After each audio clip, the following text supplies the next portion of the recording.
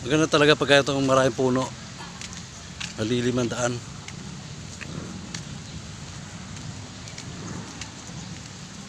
Tsaka fresh yung hangin pag ganito.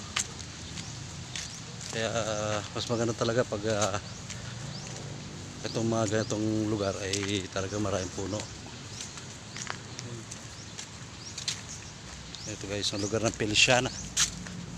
Yun.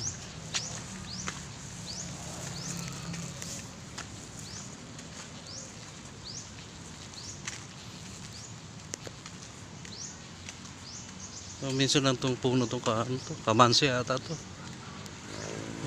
Taba. Pinugulay din yung bunga niyan.